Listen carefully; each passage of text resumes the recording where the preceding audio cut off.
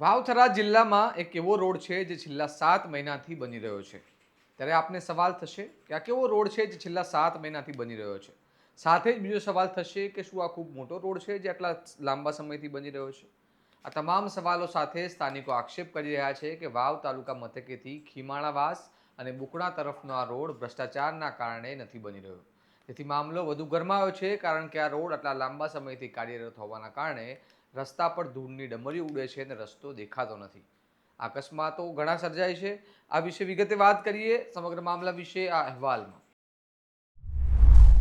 નમસ્કાર, હું ચિરાગ વર્ષાબેન, આપ જોઈ રહ્યા છો સ્વમાન.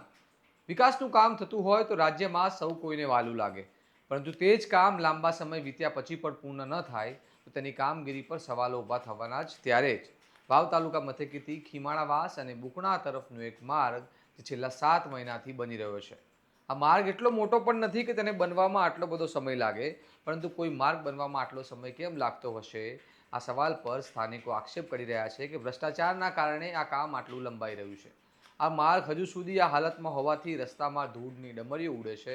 વાહન ચાલકોને ધૂળ ઉડવાને કારણે કંઈ દેખાતું નથી. અકસ્માતો સર્જાય છે. ઘણી રજૂઆતો કર્યા છતાં આ મામલે કોઈ જ કાર્યવાહી કરવામાં આવતી નથી. આ મામલે ખીમાણાવાસ ગામના સરપંચ શું કહી રહ્યા છે, સાંભળો. વાવ અને બુકણા રોડ જતો રસ્તા માટે અત્યારે હાલ કામ ખૂબ ચાલી રહ્યું છે, પણ ખૂબ ધીમી ગતિએ ગોગળ ગતિએ કામ ચાલી રહ્યું છે. વાવથી ખીમણાવાસ, બુકણા, અસારા ગામ, નોંધણી, અનેક ગામો છેવાડાના વિસ્તારો આવેલા છે. ત્યાં અત્યારે કામ જે ચાલી રહ્યું છે. અત્યારે કોન્ટ્રાક્ટર દ્વારા જે કપચી પાથરવામાં આવી છે ત્યાં ધૂળની ડબરીઓ ખૂબ ઉડે છે. એટલે ખૂબ અમને એવો 2-3 વખત આવા અકસ્માત પણ થયેલા છે. એટલે સરકારશ્રીને અને મારી એમને વિનંતી છે કે આ ગોકળ ગતિએ કામ ચાલતું હોય, કોન્ટ્રાક્ટર થોડા ગોરનિંદ્રા સૂતા હોય તો એમને મારી નમ્ર વિનંતીને અરજ છે કે તમે કામ ઝડપી પૂરું કરો. અને અવારનવાર આ ઢોલની ડમરીઓ ઉડવાના કારણે તકલીફો ઘણી લોકોને પડે છે. ઓખોમાં પટ ભરાઈ જવો, આવી તકલીફો ઘણી પડવાના કારણે ખૂબ તકલીફ વેઠી રહ્યા છે.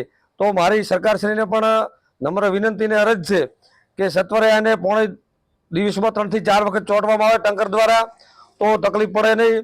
અવારનવાર મેં પણ મારી પંચાયત દ્વારા પાણીની પાઇપલાઇન ત્યાંથી હટતી રજૂઆત પણ કરેલ છે કે ભાઈ પાઇપલાઇનને તોડતા નહીં તો તૂટી જશે પાઇપલાઇનો, અને અમને વારંવાર રજૂઆત કરવા છતાં થોડું એમણે માનવતા નિભાવી નથી. અને બીજું કે અમારા ખીમણાવાસ અથવા રેલુચી ગ્રુપ ગ્રામ પંચાયત આવે છે, ત્યાં રસ્તો છે રેલુચી ગામમાં જવા માટે. ત્યાંની વચ્ચે રસ્તાને જતો હાઈવા ભરીને જતો એ અમારો આરસીસી આખો રોડ તૂટી ગયેલ છે.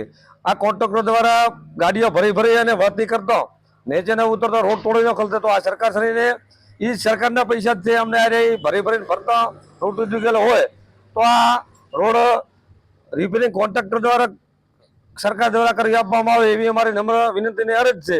અને દિવસમાં 3 થી 4 વખત પાણી છોડવામાં આવે એટલે લોકોને અવરોધતા ન પડે એ માટે સરકારશ્રીને મારી નમ્ર વિનંતીને અરજ છે. અને આ કામ સત્વરે પૂરું થાય એવી હું સરકારશ્રીને ગામના સરપંચ તરીકે નમ્ર અરજને વિનંતી કરું. 7 મહિનાથી બિસ્માર રસ્તાના કારણે વાહન ચાલકોને કેટલી હાલાકી પડી રહી છે અને તેના કારણે શું સમસ્યાઓ થઈ રહી છે એ વિશે વાહન ચાલકો શું કહી રહ્યા છે, સાંભળો. જય માતાજી, મારું નામ રામસિંહભાઈ રાજપૂત, ગામ ખીમણાવાસ. આ વાવથી બુકણા રસ્તો બને છે અસારા, એનું બોગસ કામ છે એકદમ. એટલો પટ ઉડે છે ને કે વાત છોડી દો, આટલો પટ ઉડે છે અને કોઈ પાણી બીજું ચોટતા જ નથી.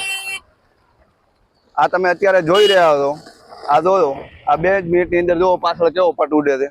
ઓખો ભરાઈ જાય છે ને હોદે કોઈ દેખાતું જ નથી.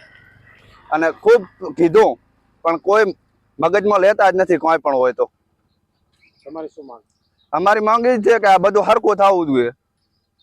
અને એક બાજુ ધૂળ ઉડે ને એક બાજુ કાપતીઓ પડ્યો છે, હોદે કેટલો પણ બાઇક સ્લીપ ખાઈ જાય છે. વાવથી અને બુકણાથી અસારા આ લગભગ 7 થી 8 મહિના જેવી સમય થઈ ગયો છે. આ બિસ્માર હાલતની અંદર આ રોડ છે, રસ્તો છે. લગભગ દરરોજ અમારે વાવ 5 થી 6 વખત દિવસની અંદર આવવા જવાનો થતો હોય. વાવની અંદર આ બાઇક બીજું લઈને જતા હોય, કોઈ સાધન બીજું લઈને જતા હોય તો એની અંદર પંચર પડવાની વધારે તકલીફ થાય. પછી કોઈ મોટું સાધન આગળ જતો હોય તો ધૂળની ડમરીઓ ઉડતી હોય તો એનાથી પાછળ ન દેખાય કોન્ટ્રાક્ટર દ્વારા રોડ ઉપર પાણી છોટવામાં નથી આવતો. પછી જેટલી વિનંતી છે કે જેટલો બને એટલો તરત અમારે આ રોડનું કામ અમને સંપૂર્ણ રીતે કરી આલે, કારણ કે આની અંદર અત્યારે અકસ્માત થવાના પણ ઘણા બધા ભય છે.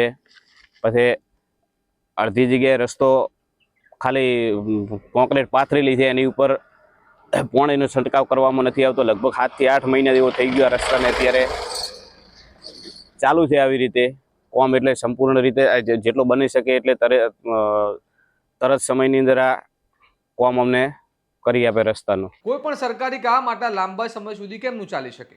શું કોન્ટ્રાક્ટરને પૈસા નથી મળ્યા? શું સ્થાનિક ધારાસભ્યની આ જવાબદારી નથી કે આ કામ પર ધ્યાન આપી તાત્કાલિક આનું નિરાકરણ લાવે? તંત્રની બેદરકારી સામે સ્થાનિકો સવાલ ન કરે અને આક્ષેપો ન લગાવે તો શું કરે? હવે જોઈએ કે લાંબા સમયથી કાર્યરત આ માર્ગ ક્યારે તૈયાર થાય છે. આ સમગ્ર મામલે તમારું શું મંતવ્ય છે તે પણ અમને કમેન્ટ બોક્સમાં જણાવો. અને આવા વિગતવાર અને વિશ્લેષણવાળા સમાચાર માટે સ્વમાન સાથે જોડાયેલા રહો. ચેનલને લાઇક, શેર અને ચેનલને સબસ્ક્રાઇબ કરવાનું ભૂલતા નહીં. નમસ્કાર.